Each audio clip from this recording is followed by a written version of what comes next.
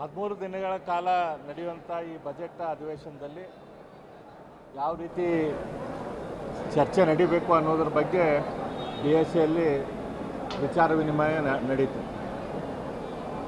ಸುಮಾರು 9 ಬಿಲ್ಗಳನ್ನು ತೆಗೆದುಕೊಂಡು ಆಡಳಿತ ಪಕ್ಷದವರು ಬರ್ತೇವೆ ಅಂತ ಹೇಳಿದರು. ಅದಕ್ಕೆ ಸಹಕಾರ ಕೊಡುವಂಥ ಸಂಪೂರ್ಣ ಸಹಕಾರ ಕೊಡುವಂಥ ಭರವಸೆಯನ್ನು ನಾವು ನೀಡಿದ್ವಿ.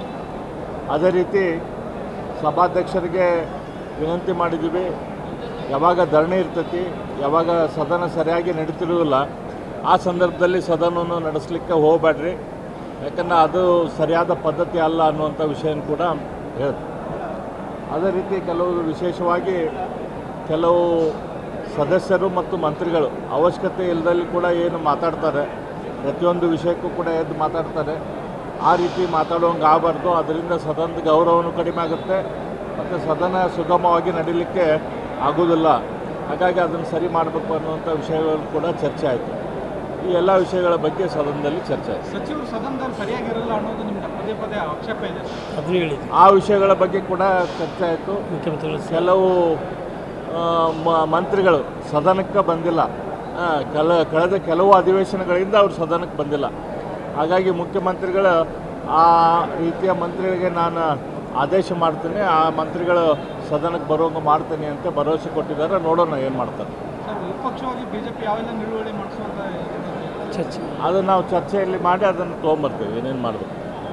13 ದಿನಗಳ ಕಾಲ ನಡೆಯುವಂಥ ಈ ಬಜೆಟ್ ಅಧಿವೇಶನದಲ್ಲಿ ಯಾವ ರೀತಿ ಚರ್ಚೆ ನಡೀಬೇಕು ಅನ್ನೋದ್ರ ಬಗ್ಗೆ DSAಯಲ್ಲಿ ವಿಚಾರ ವಿನಿಮಯ ನಡೀತು.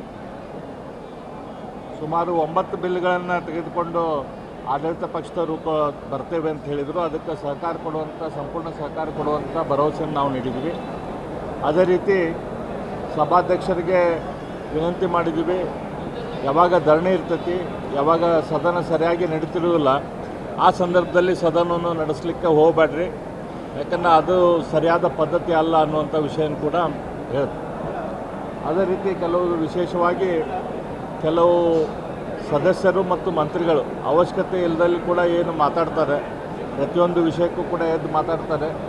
ಆ ರೀತಿ ಮಾತಾಡೋಂಗೆ ಆಗಬಾರ್ದು. ಅದರಿಂದ ಸದನದ ಗೌರವನೂ ಕಡಿಮೆ ಆಗುತ್ತೆ ಮತ್ತು ಸದನ ಸುಗಮವಾಗಿ ನಡೀಲಿಕ್ಕೆ ಆಗೋದಿಲ್ಲ. ಹಾಗಾಗಿ ಅದನ್ನು ಸರಿ ಮಾಡಬೇಕು ಅನ್ನುವಂಥ ವಿಷಯಗಳು ಕೂಡ ಚರ್ಚೆ ಆಯಿತು. ಈ ಎಲ್ಲ ವಿಷಯಗಳ ಬಗ್ಗೆ ಸದನದಲ್ಲಿ ಚರ್ಚೆ ಆಯಿತು. ಸಚಿವರು ಸದನದಲ್ಲಿ ಸರಿಯಾಗಿರಲ್ಲ ಅನ್ನೋದು ನಿಮ್ಗೆ ಪದೇ ಪದೇ ಆಕ್ಷೇಪ ಇದೆ, ಆ ವಿಷಯಗಳ ಬಗ್ಗೆ ಕೂಡ ಚರ್ಚೆ ಆಯಿತು. ಕೆಲವು ಮಂತ್ರಿಗಳು ಸದನಕ್ಕೆ ಬಂದಿಲ್ಲ, ಕಳೆದ ಕೆಲವು ಅಧಿವೇಶನಗಳಿಂದ ಅವರು ಸದನಕ್ಕೆ ಬಂದಿಲ್ಲ. ಹಾಗಾಗಿ ಮುಖ್ಯಮಂತ್ರಿಗಳು ಆ ರೀತಿಯ ಮಂತ್ರಿಗಳಿಗೆ ನಾನು ಆದೇಶ ಮಾಡ್ತೀನಿ, ಆ ಮಂತ್ರಿಗಳು ಸದನಕ್ಕೆ ಬರುವಂಗೆ ಮಾಡ್ತೀನಿ ಅಂತ ಭರವಸೆ ಕೊಟ್ಟಿದ್ದಾರೆ. ನೋಡೋಣ ಏನು ಮಾಡ್ತಾರೆ. ವಿಪಕ್ಷವಾಗಿ ಬಿಜೆಪಿ ಯಾವೆಲ್ಲ ನಿಲುವಳಿ ಮಾಡಿಸುವಂತ ಚರ್ಚೆ ಅದನ್ನು ನಾವು ಚರ್ಚೆಯಲ್ಲಿ ಮಾಡಿ ಅದನ್ನು ತೊಗೊಂಬರ್ತೀವಿ, ಏನೇನು ಮಾಡಬೇಕು.